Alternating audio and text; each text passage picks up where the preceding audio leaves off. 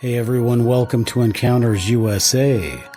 If it's aliens, UFOs, Bigfoot, or dogmen you're looking for, you came to the right place.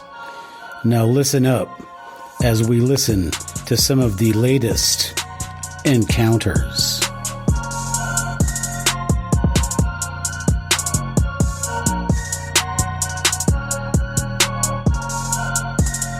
Hello everybody, welcome to a special Halloween edition, Encounters USA. We have with us the illustrious Peter Laws. He is the minister of, I'm sorry, Peter, I almost got it wrong. He is the Sinister minister. And you might want to consider being the minister of Sinister. Who knows? Yeah, who knows? On the road. But Peter Laws, author, and you are a Baptist preacher and blogger and a bunch of other things. So welcome to Encounters USA. Oh, thank you. It's good to be here. And whenever I talk to someone in the USA, I always have to kind of make it very clear that Baptist means a certain thing in the USA, which can not necessarily be represented in Britain. In Britain, the Baptist church is most of them are fairly laid back, and we've been doing things like ordaining women for 100 years and doing other things that some of the, say, Southern Baptists in America can find a bit controversial. So sometimes when people hear the word Baptist, they think that means I'm part of the Southern Baptist Union or something like that, but that's not quite, a little bit different. Well, I appreciate you pointing that out, Peter, because that was my first thing, is I thought, well, I didn't know they had Baptists in England, so thank you for pointing that out. But you are an ordained minister, correct? I am, my child. Yes, a real man of the cloth. Yeah, which to be honest came as a bit of a shock to me, because most of my life, well, up until I was 21, let's say, I was really anti-church, anti-Christianity. I just really didn't see the point in it, and I was very resistant towards Christianity. So it came as quite a shock, not only to myself, but all of my friends and family when I, changed and decided to start going to church. That was a bit wild. That is interesting. And, I think people, even like myself, I was pretty much a hellion growing up. But, you kind of, at least some people end up looking for some kind of meaning. And, people go off in all different tangents. And, fortunately, there is still Christianity is still going strong, and we're going to talk a little bit about Christianity and Halloween, but we brought Peter in because Peter is the author of The Frighteners. It is Why We Love Monsters, Ghosts, Death, and Gore. So we're going to have Peter tell us a few stories a little bit later on, but we really want to tackle that issue of the psychology behind why people find these things that I personally don't find exciting or I'm not interested in at all. But there is such an interest in all these things. And so Peter, with his background, is going to talk about why we think that these things are so fascinating to us. But we're going to do this without giving away the plot of his book. So I just want to point that out right now. You're going to have to buy his book before you ever understand why we really find these things so fascinating. So, Peter, would you tell us, we know that you are a man of the cloth, and tell us a little bit about how you got interested into what we call I don't want to say the occult, but the macabre. I've been interested in the macabre, the morbid, the strange, and the spooky pretty much since birth. I think for me, it's always been a topic that has fascinated me, and in fact, it was really the topic that got me starting to think about spiritual things, even while I was a teenager. And I just did not see the point in organized religion whatsoever, because I felt they were just going to try and turn me into a kind of Stepford wife, a robot, as someone who didn't have any personality on my own. And I particularly was troubled because when I did meet with Christians, they would often dismiss my interest in horror movies, Gothic tales and the paranormal. And so they would say, oh gosh, you can't be interested in ghosts because that's demonic, or you can't be interested in aliens and UFOs because that's clearly of the devil. And I just started thinking, wow, Christianity clearly is not for me. And it was only when I was kind of later in life, so in my early 20s, I should say, that I started to reassess what I think the Christian faith was. I hadn't quite realized that Christianity isn't always reflected in Christians.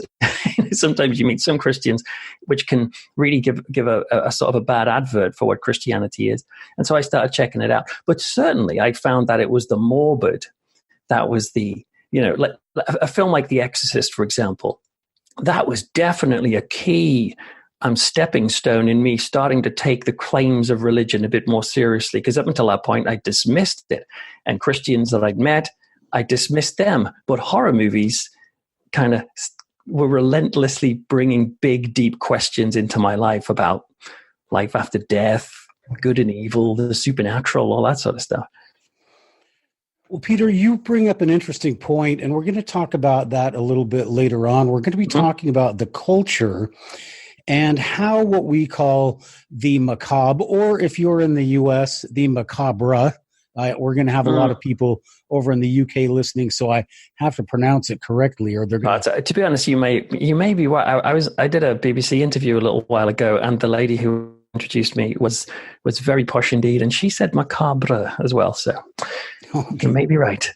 And I'm in good company, and so are we in America. Great. People are catching on to our. It was what you guys and Peter. You have to understand. I worked for years with a lot of people from the UK. So, great. How you really feel about us provincials. So, anyway, but we're going to try to keep everybody happy on both sides of the pond.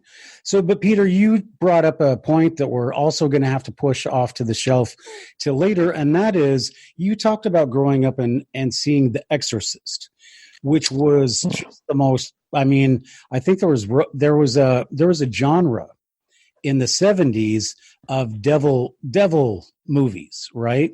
And that started it. They were like the Led Zeppelin of rock, and then everything followed. They just wanted to pile on and see how much more they could exaggerate it. But that theme of the devil in the 70s was very popular in the culture, the Antichrist, whatever. But it seems to have disappeared. And so we're going to talk about that a little bit. But the first thing I want to talk about is your latest blog post. And your blog post is, it's about Halloween. And the title is Why Christians Who Reject Halloween Are Missing a Trick. See what I did there with that title? Worked hard on that. And you got your trick in there. You could have easily thrown in treats, and it. I know. I missed it. I missed the trick. It would have worked, but missing a trick is actually probably a saying somewhere. I think I've heard it before. So, what is your take on Christians and their attitude towards Halloween? And you really kind of touched on this when you were talking about your background. In that you find Christians that don't want anything to do with Halloween. Yeah, absolutely. And I meet many Christians who just assume that Halloween is something that should be off limits, because I think there's an unfair expectation of human beings sometimes with Christians that we are supposed to only think about happy things at all times, and we should never listen to music that have minor chords in them, and we should all be sort of gambling around on the field and being happy at all costs. And that's just not what I see reflected in humanity. Life is an interesting, I think quite beautiful mixture of darkness and light, and that's where we get reality from. Halloween is a brilliant example of that, which sadly has been dismissed by many people, particularly religious people, because they feel that it is a dangerous time of the year. It's a time when the devil is glorified, and there's all of these sort of urban myths about it's the night when the local witches will and the pagans will put razor blades into candy and all of those sorts of stories, which I do not think are reflected in reality, are more like urban myths. And actually, the origins of Halloween are very interesting, and can see that there are like Christian ideals within Halloween and could be adopted by Christians, because it is a time of year when naturally people are thinking about, I think, quite deep, transcendent topics, from life after death to the supernatural. Really, to think that a Christian would not be engaged in such a relevant topic to me seems a bit strange. But also, it's just plain fun. There's something thrilling, I think, about this time of year, and it's natural. It's winter's coming. The leaves are dying on the trees. It's natural for us to think about the sort of the shifting patterns of life and death and all those sorts of things. So yeah, I'm a fan of Halloween. I'm a big fan of Christmas, but I think we can embrace Halloween too. It's not like a satanic jamboree in my. Okay, well, I just want to pick up one element that we're talking about here, because we're talking about a couple actually. And when you originally started talking about your background, you talked about how, because you found that Christianity didn't embrace the things, and I shouldn't say embrace, but Christianity kind of avoided the things that you were interested in, that you kind of turned away from Christianity. And I guess I was fortunate enough to grow up in a version of Christianity where all knowledge is good. Of course, there are bad things, but all knowledge is good, and history and Halloween is history. And when you deny history, there are cultures, religious people that go around, and anything that doesn't have to do with that particular religion, they will destroy it. They'll destroy a monument. They'll destroy a temple. They'll destroy anything that doesn't have to do with their brand of religion. And so I think certain brands of Christianity have to be careful, because I would think that Christianity is more about gaining knowledge, and the idea that in the 70s we saw how bad the devil was. And now it seems like the tables, I mean, it was the devil, then the devil disappeared about the mid 80s. And now the devil is not in the culture. There's different kinds of evil. There's different kinds of the macabre. And so we need to talk about the psychological and cultural aspects of how those things are evolving, and maybe we'll get into conspiracy here. But my point is, in all of this, is that Halloween is definitely a part of history. And if you go and no matter what your religion is, if you go and trash on Halloween and you say, "Oh, well, that's from Europe and that's not my culture," well, it's a fun thing. It's an educational thing, and like you say, it makes you aware of how things used to be. And I think if we get rid of that, no matter what our religion is, then we're really getting rid of part of ourselves. I agree. And also I would say there's a kind of a fundamental category error that happens in people's heads, I think, when they assume, Halloween is celebrating death. So therefore it's celebrating actual death, or it's celebrating evil because people have fun dressing up as a vampire, let's say. It really is not celebrating those topics. In fact, it's doing something quite sophisticated, I would say. It's doing something that I do personally. I find death disturbing. I don't care if I'm a Christian, and I find that topic really quite disturbing. And when I hear about friends, I led 2 funerals on Thursday. I'm just gone. I've got another funeral to lead this Thursday coming.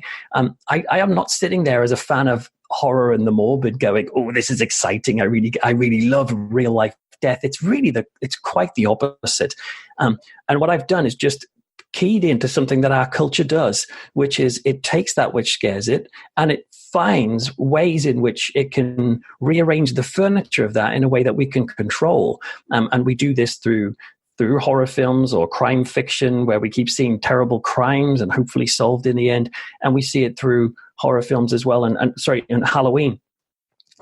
Halloween, I think, is very interesting in that it takes topics which are terrifying and scary, death, destruction, blood, and violence, and it turns them into a party. It turns them into a place where little kids can literally laugh in the face of death with a skull mask on. I think there's something kind of wonderfully ingenious about that, about the human spirit, looking at the scary and turning it into something positive. So I see it as a really interesting time rather than a time of like actually celebrating death. Like when my kid's going to go dressed up this Thursday to a Halloween party dressed as a big skeleton, it doesn't mean that he's excited about dead bodies. It's completely different. Right. And it's, but it's not like they're going to go out and kill somebody. So you brought up another great point that we really need to address. And that is, why are people fascinated with the macabre? And you brought up one of the things I'm going to throw at you. So you can answer now or you can answer later, but is one of the reasons that we are fascinated by the macabre, does that help us to accept our own reality better, do you think? Yes, I think it does. And it helps us to cope with the terrifying aspect of our reality. And an example would be, and I talk about this in my book, my book, The Frighteners, that I cover all sorts of different topics, but one of the chapters is about children and the morbid and whether or not they should be shielded from such topics. And my argument is, well, actually, no, children need to experience safe levels of scares in their life. And at one point in the book, in that chapter, I talk about how in the weeks and months after 9/11, children who had friends or family who died in the Twin Towers were witnessed building Lego towers and Lego planes and smashing those planes into the towers over and over again. To people outside, of course, that looked absolutely abhorrent. It was like, what are you doing? Why are you belittling a real tragedy? Are you turning it into a game? And some of the adults told the children they had to stop that. However, child psychologists came along and said, no, you do not stop them doing that because they have experienced an absolute chaotic nightmare in their life. They have lost parents in the Twin Towers. And this is the way they are dealing with it. They can't just walk away from these topics, but they have to put them into ordered, expected patterns. And they do it over and over again. And strangely enough, they start to learn how to cope with it. And this is what I think culture does with these topics. I mean, like zombies are big at the moment. And I think that's a direct example of how, I talk about this in the book as well. In the Victorian age, we used to have dead bodies quite close to us and pictures of them and pictures of Granny on the mantelpiece and memento mori pictures. That would be unthinkable today because we've professionalized death and hidden dead bodies. But we have seen, while real dead bodies have left our society, we have seen the ascent of the image of the dead body, particularly through art, but particularly through zombies. And the zombies keep coming back because we know this is a topic we can't just ignore. So again, we're doing something quite sophisticated. And I would say it's progress as well. It's like seeing a horror film with somebody being attacked, right? In some ways is progress. When you compare it with how we used to do it in, say, the Roman Colosseums, and we were getting actual real-life people chopped up and killed, that is not good for anyone. We've started to develop dramatic ways of doing it, and I really don't think it equates with us enjoying death. It's actually almost the opposite. We're scared of death, and we cope with it in those ways, or one of the ways. So, Peter, you are kind of, I think, almost borderline between it's helping the kids to cope, but it's also desensitizing. Is that, do you think we're kind of in a way now desensitizing? And when you're talking about zombies, I often wonder, are they really implying that zombies are just people that don't have any value to you? They're the people that you don't know that might want something. They're the people walking on the street looking at their phones. Yes. Is this the zombie? Yeah, that's a good way of putting it. And I do think the zombie is a great monster for our modern age because there is that sense of, so many of us can feel lonely in a crowd, let's say. We're more connected with one another as ever before. We can be in a big horde of people and yet be individuals with sheer loneliness and no connection with the other. The zombie is the kind of example of that. I think these massive shuffling hordes, which you would think would be kind of working together as friends, but they're purely isolated units.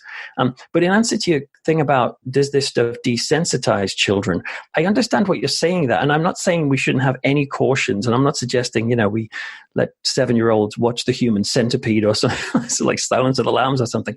However, there's a difference between being desensitized to something and learning courage in the face of something. That's quite different. My son, for example, will sometimes ask me to tell him a scary story, and I'll tell him it, and he'll get scared. And afterwards, he might be, stop telling me that story. I don't want to hear it again. And then the next night, it says, tell me that story again. Now, as a parent, I have to make a decision. It scared him last night, so I better not say it again, even though he's asking specifically for it. My approach is to say, this is interesting. My son is categorizing the world, working out what frightens him, and now he wants to re-expose himself to it because that is how you learn courage. And so within reason, I share the story again. And if he gets scared, I hug him and I'm there as a support. So there's desensitization, but there's also learning courage. And I think I do this as an adult. I mean, like I write non-fiction, but I'm mostly known in Britain and Germany as an author of fiction. And I write thrillers, dark thrillers. And I kind of do that in the same way as those kids with the towers. I'm so freaked out by death. I need to get it and play with it myself and be in control of it. And, I come out of that at the end safe. I watch a horror film. I go home safe. Something quite exhilarating about that. That is really, really interesting. And there's so much psychology involved in this. So let's go into a different tack kind of. I'm going to throw a couple things at you, and I want you to kind of give me your reaction. Have you ever heard of Hocus Pocus? Oh, the film Hocus Pocus. Yeah. Yes, with Bette Midler. Yeah, right. So yes, okay.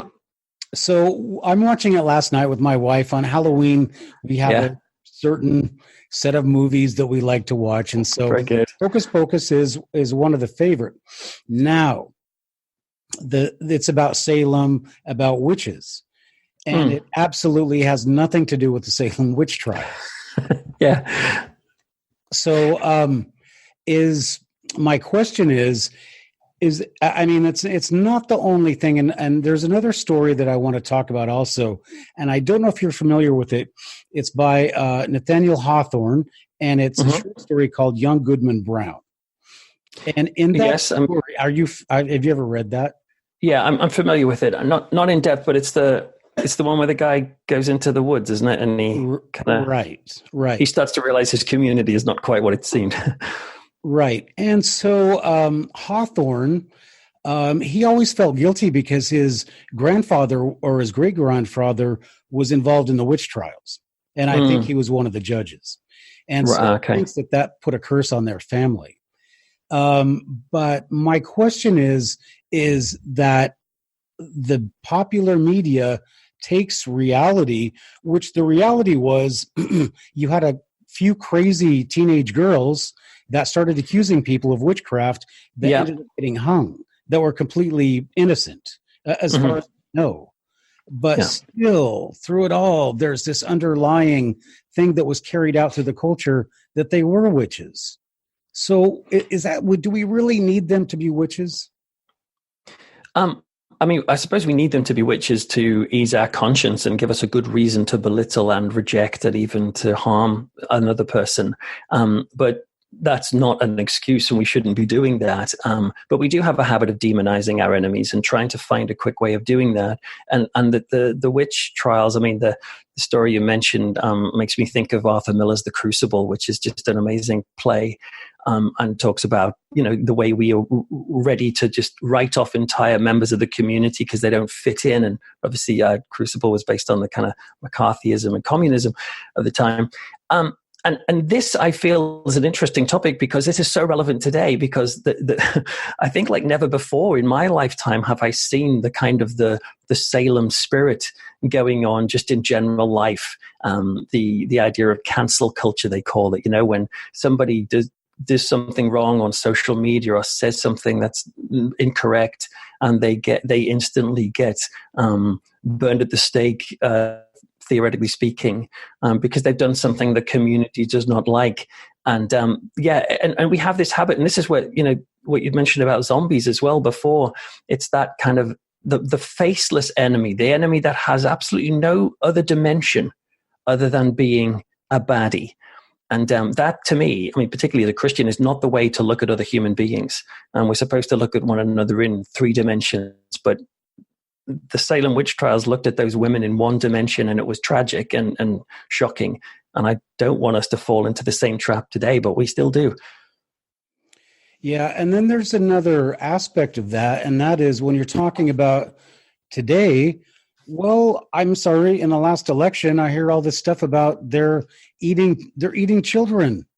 And suddenly, this thing that was funny in the 90s, well, according to what these people are saying, and I think people have gone to prison for this, it's actually happening, that people are practicing this stuff. And there was a famous case of, I think somebody was trying to be a vampire or something, and they actually killed some guy. My goodness. But all these people that are disappearing, it just seems like that story that makes fun of these witches and eating children or whatever, and it's good. It's there to entertain children. The sad part is that now we know that's actually happening, and it kind of seems to be happening in our culture. What do you have to say about that? Just some clear. So, do you mean? Are you saying that's a kind of metaphor of people eating children, or are you saying people are actually eating children? There's pizza. I don't. Maybe you didn't pay attention. Oh, do you mean Pizzagate? Our election, which is a wise thing to do, but they have this thing called Pizzagate. Yes, I was aware of that. But are you saying that you believe that really happened? Yes. Like they were really oh, okay. Well, as far as and even if that's not true, the pedophiles, these people using people because what was their crime? You're young and defenseless. Oh, yeah. I mean, certainly. I mean, like pedophilia is without a doubt something that happens frequently across the world and is a shocking crime. I don't know much about the rumors of cannibalism and all these sorts of things, and sometimes I am quite cautious when I hear the things that start to sound like a Hammer horror movie. I'm not saying these things don't happen, but there have been kind of moral panics before about the satanic ritual abuse panic that happened in the late 80s to the early 90s, which many people just believed that was absolutely true, and then later it was found that there wasn't really quite as much evidence for that as you might think. So I am cautious when I hear conspiracy ideas like that, but I'm not ready to just dismiss them completely. I find them very interesting as well. They make the world quite an interesting place, but when it's real people, I mean, here in Britain as well, I mean, particularly, I mean, across the world, but like human trafficking is something that's a very real problem. And, people being sold into slavery today. There's just in Britain, just the last few days, 39, I think it's Vietnamese people were found, the corpses of them found in a truck, in Britain, because they'd saved up money to come to Britain for a better life, and they were put in this truck and they're just left to die. It's absolutely horrendous. So there's absolutely terrible things going on in the world. And I think this is my point. The world is horrible. Right. And how do we cope with this? Yeah. I mean, do we therefore go, okay, let's just watch episodes of The Love Boat and cheer ourselves up? Now, there is a place for The Love Boat because I quite like that. But that's not the way most of us can cope. We have escapism, but we want to acknowledge the darkness as well. Mm-hmm. Can't just dismiss it and act like it's not there.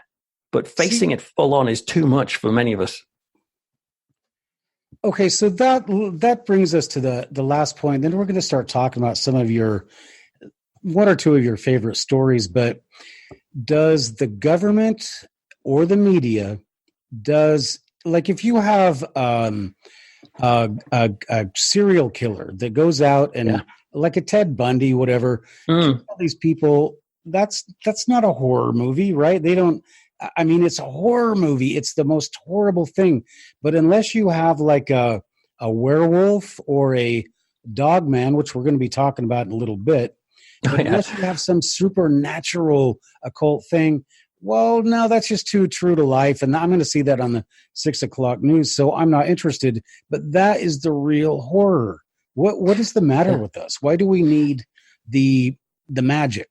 Yeah, well, that's very interesting. You mentioned that because there is a chapter in the book which specifically looks at serial killer culture. The chapter is called Killer Culture. And in that chapter, I investigate the murderabilia market, which is the collection and the sale of memorabilia that's related to the world's most savage killers. So in the first part of that chapter, I'm holding a lock of Charles Manson's hair in my hand in a shop that sells it for $40 a strand.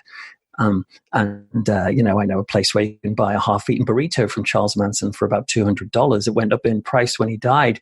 And to me, I mean, this, I like monsters and ghosts and all that sort of stuff. This was the chapter I found the most difficult to write because this is real people with real victims. And I really found it quite a depressing chapter to write. However, I still found it very interesting. And something happened, like what you just mentioned, you've touched on, is very insightful. It's that actually these characters can be so horrendous. It messes with our view of social cohesion because, I'm saying, oh my goodness, Bob next door has murdered 20 people. He was a normal person. He was just like me and you. And now he's done this. Our brains go into meltdown when this happens. And we have to come up with clever ways of dealing with Bob and making sure he's not part of our tribe. And one of the ways is to supernaturalize it. And this is what happens. So it's really interesting. The news normally will not use supernatural phrases when it talks about crime. So it won't tend to say there was an evil burglary last night, or there was a devilish car accident or car theft. But when it comes to this sort of topic with terrible killers, particularly serial killers, supernaturalized language starts to seep into the rhetoric. And so they start to say things like, the evil of this killer, or they start even to apply supernatural labels and monikers to the actual killer. So they cease to become, Ted Bundy or whoever, or they start to come up with all these sorts of phrases, the vampire of Sacramento, the night stalker, the werewolf of, and I think it's a clever way of us making sure that person is no longer part of our tribe because that's too much to cope with. He has to be different or she has to be different. Or we turn them into celebrities. Yeah. And again, celebrities are different from us. They're like on another planet and we look up to them. So people are fascinated by them. But I do think it was interesting. I interviewed a lady about women who are drawn romantically to serial killers. And at first I'm just like, I can't get my head around this. But when I spoke to some of them, it did make me think some of these women had experienced such abuse in their past at the hands of men. And what they found was a strange kind of psychological triumph in connecting with these most evil men in the world, but in relationships where they suddenly had the power over the evil man. So the man's in prison. They never have to consummate the relationship. They never have to even meet them if they don't want to. They can call it off just like that. And for some of these women, it was actually liberating to be the powerhouse. They felt like that, in control of a very evil person. And that's just one of the reasons why they do. There's lots of other reasons. But now I'm going to throw something at you, Peter, and it's just something that's kind of out there, but I believe that, and this is based on the fact I was in the Army. I was a paratrooper, and so I was like one of those. I was never like in a war, but I was one of those frontline guys, and so I'd have to, if we went to war, I'd have to either get killed or wounded or kill somebody. And the thing that I've always thought to myself is that, because that's horrifying. So you just kind of think, well, if I'm killing everybody else, then nobody's going to kill me. And I think that psychologically, especially women who tend to be fearful and defensive based on what happens to them, even in just relationships, there's so much abuse and whatever. I think women just feel very vulnerable. And somebody who goes out and is the baddest SOB in the valley, I think, maybe people are drawn to that, like a Terminator kind of thing. This guy is invincible. He kills other people. People don't kill him. Yeah, you're right, and there also can be a kind of nurturing aspect of it in the sense of, and I think there is something interesting about this, where the whole of society is writing off these people as pure evil. And I can understand why they would, because their crimes really are evil. And yet there may be some people out there who have great empathy and just think, gosh, this person, this killer, may be a victim themselves. I mean, what happens if how were they brought up? How were they abused as children that has made them this way? And so for some people, they're interested because they feel sympathy for these people. And at first, to most of us, it's like, God, how could you do that? But actually, there's something kind of beautiful in a sense where a person will say, well, it's almost like, if, for example, I can very easily write off a killer when I'm watching a TV show or a news report, and I can say, oh, evil. But if it turned out that killer was my son, it would be way more complex. And I would very much, condemn the action. But it would like behoove me to find out, well, why did you do this? And I want to understand, and I can say love you, but at the same time be disgusted by what you've done. And I wonder if some people are like that. They have this kind of sympathy. And other people, of course, they just find it exciting because they don't recognize that this is real people dying. And it is. It's actual people dying. And that's leaves a bad taste in your mouth. It's very different from fiction. Okay, Peter. So we could sit here and talk about this stuff all day, but we need to move on down the road, and we're going to talk about your book a little bit. Now, you went to Transylvania. I did. You start off about that, but once again, let's talk about the fact versus the fiction. What, of Transylvania? Yeah. Honestly, I would definitely recommend people try Transylvania. It's a beautiful country, and it's a country that's like coming out of communism, and they're trying to drum up tourism, but not a lot of people think to go there. And so it's a great place to go at the moment, tourism-wise, because it's quite cheap. A beer was £1 a pint, £1 a pint. That was amazing. Just drank a lot of that when I was out there. And yes, of course, there's the tacky side of Transylvania. For example, the biggest castle there that they advertise as Dracula's castle, Bran Castle, isn't really Dracula's castle. It's it looks like it, but it's not there. There's some other castles that are a bit more connected with Vlad the Impaler, Vlad Tepes, and you could go and visit those places. But I must admit, being there, it feels like you're in a Hammer horror film, because the place is so many of the places are untouched by kind of the modern world, that you can be walking through a village, an old Saxon village where I stayed, and you'll see horses and carts and wild dogs coming around the street and stuff, and wolves howling in the hills. For someone who likes horror movies, it's absolutely amazing. But I'm such a fan of atmosphere. It didn't bother me that Bran Castle wasn't the real deal. And also, Bram Stoker, I don't think Bram Stoker ever set foot in Transylvania. So it's not like we can say, oh, this is what he learned from. He did a lot of research here at home in Whitby, a place that I also went with the book. But that doesn't bother me that much. It was the atmosphere I loved. But again, it's the same thing as Hocus Pocus and almost like the I don't want to say The Exorcist, The Omen, maybe, but they're really glorifying a brutal aspect of history.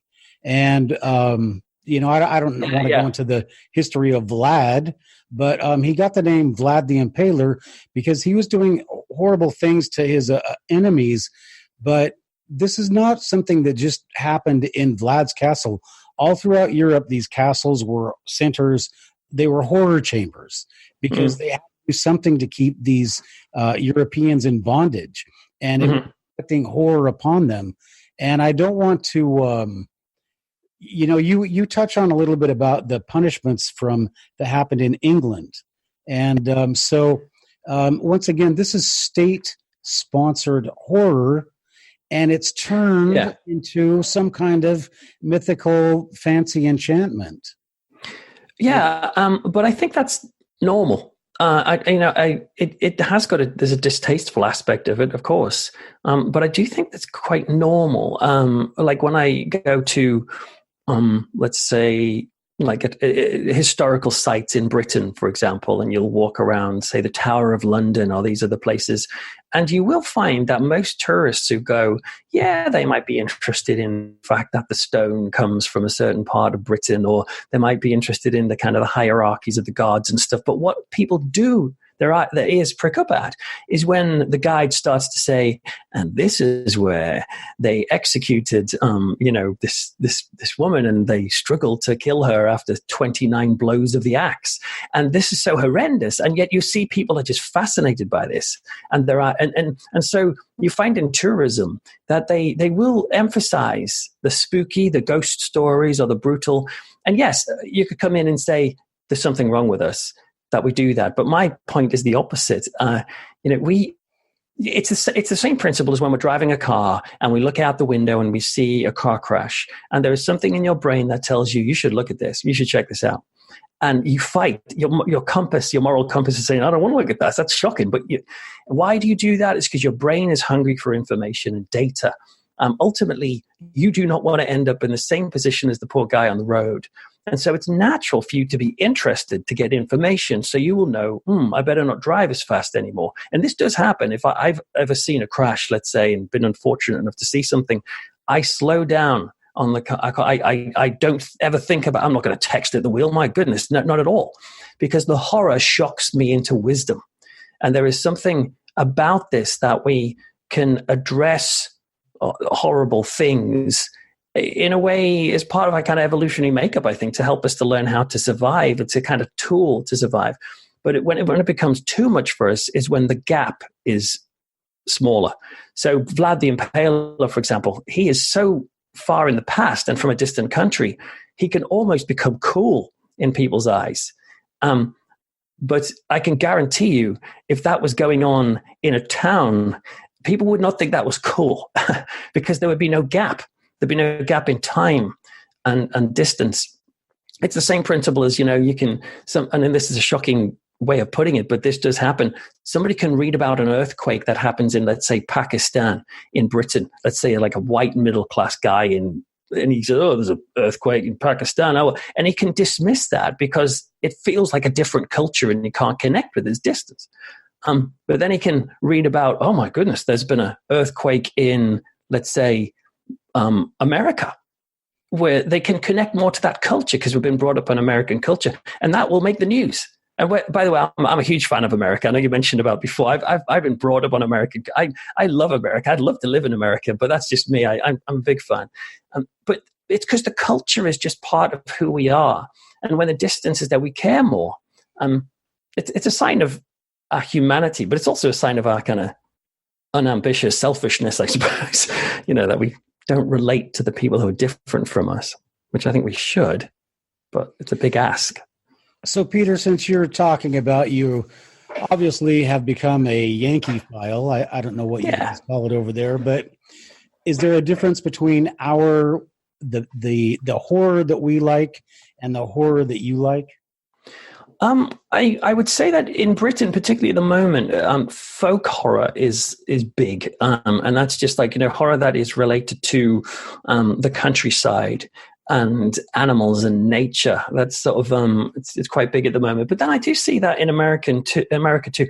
I think America and Britain are very well connected and have been. We have that special relationship in politics or whatever, but also I think in what scares us, and we have similar fears. Whereas, you can talk to other cultures where the fears are a little bit different. But I find that fascinating. And fundamentally, we're all scared of ultimately the same thing, death and suffering. And that is what unites us as human beings. All right, Peter, I know we don't have a lot of time left, but can you tell us one example of one of the most intriguing macabre things that maybe you've included in one of your books?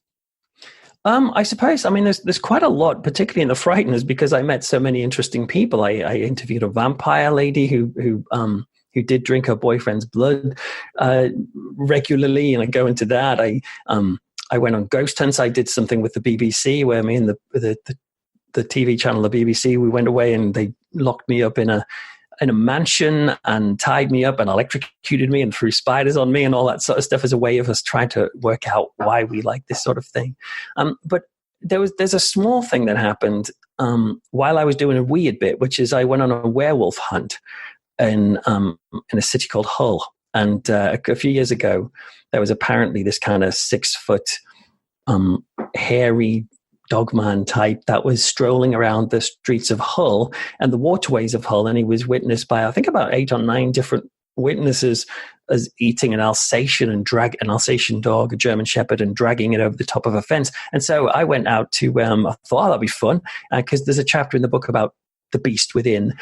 I thought, I'll go there and hunt for this werewolf. And so I was walking around with a historian trying to track down this werewolf. And I went to the supermarket and bought a couple of peppered steaks and tied them in string, and we were dragging them up the waterways trying to entice this werewolf out. Now, I've got to admit, it wasn't the most serious hunt in the world, but the point of the chapter was, why are we fascinated with the beasts? But something happened while I was walking on this journey, which stuck with me. The historian turned to me and told me that he had been recently diagnosed with a condition which meant he could drop dead at any minute, which I was like, oh, crap. Why'd you tell me that? We're out on a werewolf hunt. I hope you don't die. But why did you bring the stakes? Yeah, exactly.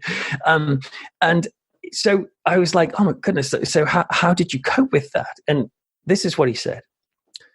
He said, when I found out the news that I was potentially going to die, I was not able to ignore it. But also I couldn't face it full on, and I wasn't sure how to deal with it. And I had to tell he was younger than me, he had a young family. And he says, so what I did, I arranged with the local funeral home, which was closing down, to sleep over on a mortuary slab. And I slept there for the night. And it was a way of me acknowledging what could happen.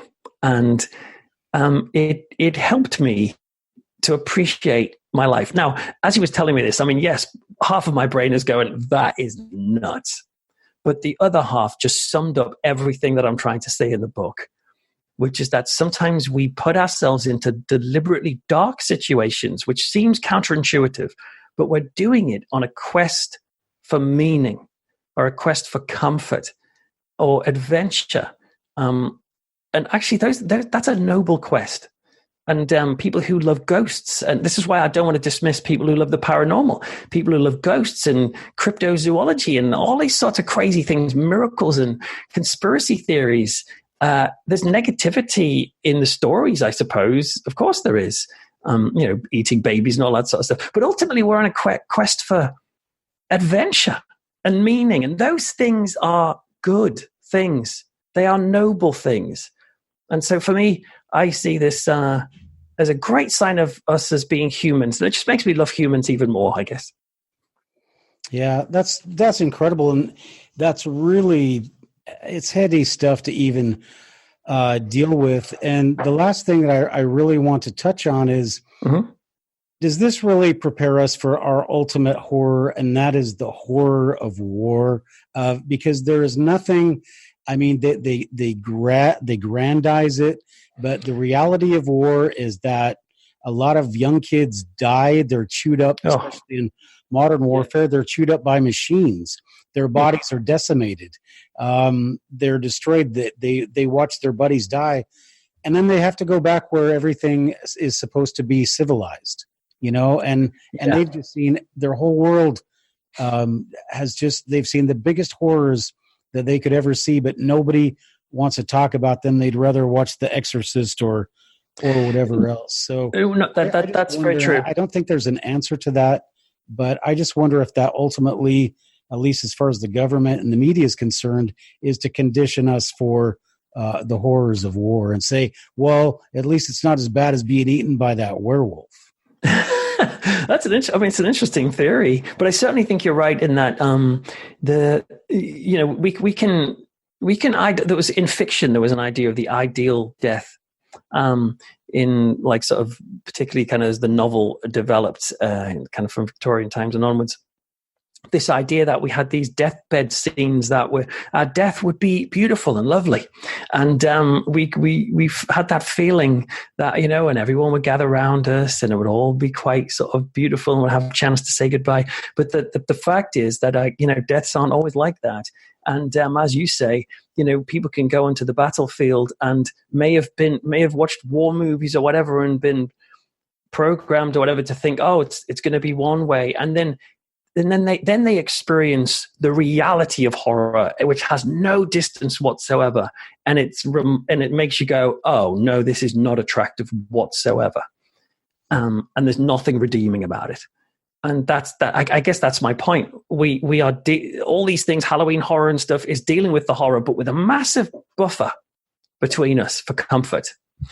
You face real horror, and it's terrible. And I interviewed a soldier, a lady who said that she was really into horror movies, and then she went to war, and when she got back, it totally put her off them, and she just was not interested in them at all because she'd seen real life death, and she was like, why would I want to go back there? But equally, I've spoken to other people who've gone out and experienced war, and then they come back and they keep experiencing it.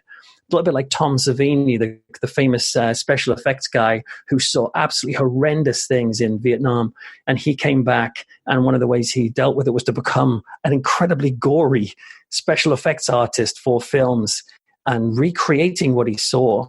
So it's different ways of dealing with it, but ultimately it's just human beings trying to work out how to deal with it, and that's why as a Christian I don't want to dismiss people. I want to kind of honor them and the ways that they cope with the world, which I think is also scary, but I feel like there is also hope too.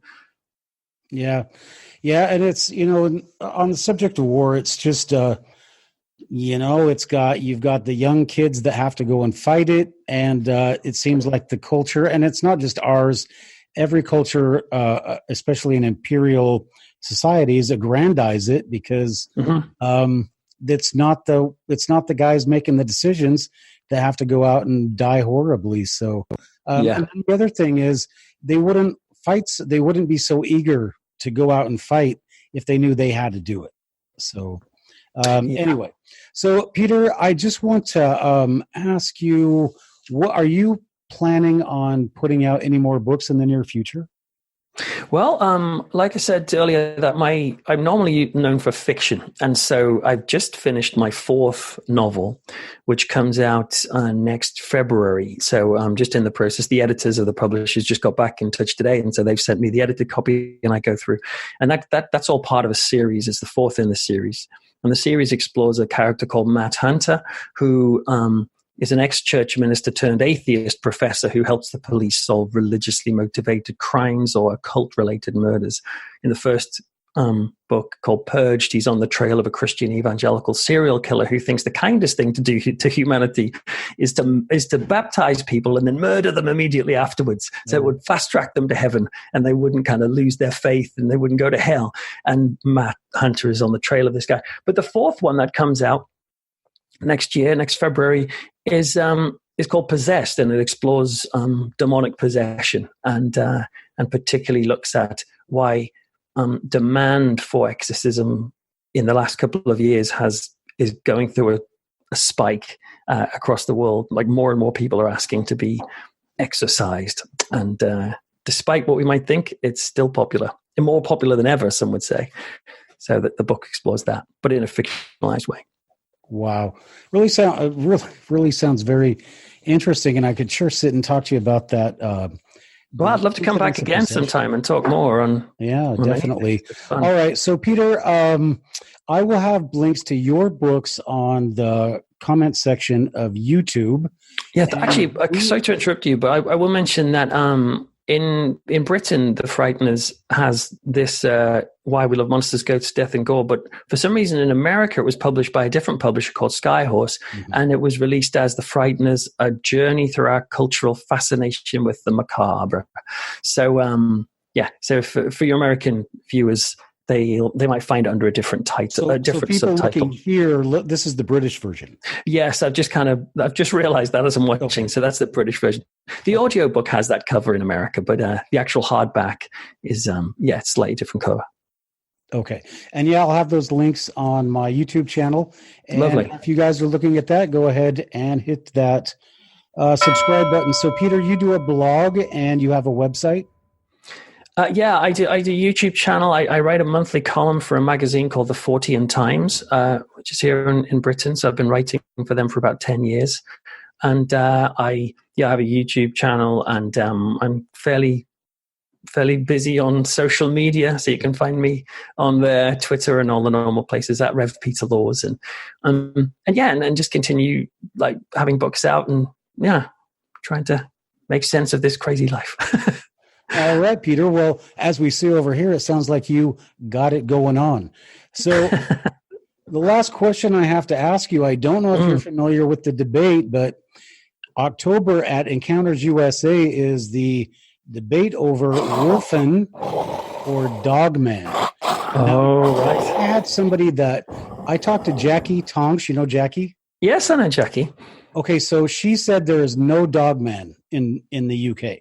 And somebody land-basted me and said, "You idiot. Of course there's a dogman in the UK and et cetera, et cetera." So you're saying there is? Well, I must admit, I did use that phrase before, didn't I, when I described this potential werewolf? I mean, to me, I must admit, I'm not an expert on this, so I kind of find myself interchanging words like dogman and wolfman, which is probably very bad.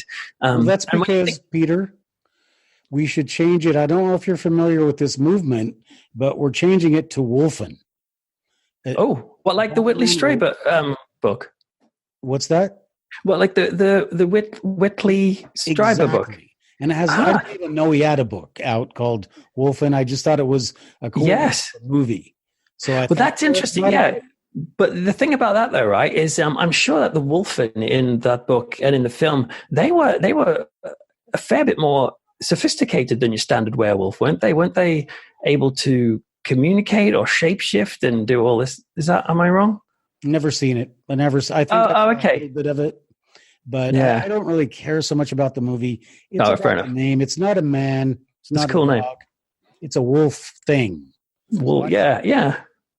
And so far, I've got a couple maybes, and I was just going to have you weigh in if you're for the I'll tell you what, I'm up for avoiding the word dog, because, I mean, to me, dog does not have the appropriate sense of majesty and threat. I mean, I'm sure dogs are very nice, but it's the thought of a dog like walking on its hind legs doesn't freak me out as quite as much as the idea of a wolf walking on its hind. There's something very cool about the word wolf. Yeah. And attractive and scary. So I'm up for wolf-based animals. So we've got another definite maybe. Oh, a thumbs up. All right. Well, that's great. That's maybe 2. All right. Yeah. And then, you're not, if you call it the dogman, I love that point that, somebody might go and give him some kibbles and bits. Yeah, exactly. I feel like dogs are going to wag their tail and just be happy to see you. And that's not what I want for my werewolf. I want him to rip my throat out. Exactly. And before you go, Peter, last thing I'm going to say is we're talking about serial killers. Yes. Jeff Dahmer. He, how people found out that he was killing all these people? Remind me. I might know, but I can't remember. Well, it turns out he started giving people the cold shoulder. So now you know that. And then, of course, that his landlord was implicated because it turns out that the guy was charging an arm and a leg for rent. So, see, you need to put in a little drum beat after that.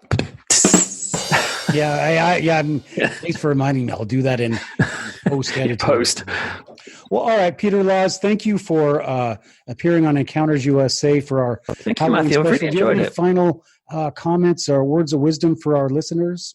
No, only to say that as soon as I finish here, I'm going to a church event that I'm leading, which is about the power of creative writing. And in that, I'm trying to talk to them about how powerful creative writing can be. And I'm trying to, at one point, I'm supposed to give an example, and I'm going to be attempting to recite the poem Annabel Lee by Edgar Allan Poe. And I don't know if I'm going to be able to get through it because that poem always breaks my heart. It's such a moving poem. So I just say, if anyone out there has never read it, you should read it because it's such a moving example of kind of Gothic poetry. And I'm going to be reading that in about 20 minutes. So I suppose I better say All over right. and out. Well, you better get on your way then, Peter. So thank you very much for being on Encounters USA.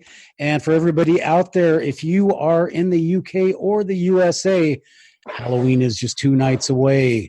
Remember, if you're out there in the dark, always watch your back. Thanks for listening to tonight's show. Please remember, if you've had an encounter, we want to hear about it. Go ahead and email us at encountersusa1@gmail.com or contact us at encountersusa.com, our website, and go to the contact form. All right, everybody. Until next time, be careful out there. And if you're out in the woods, watch your back.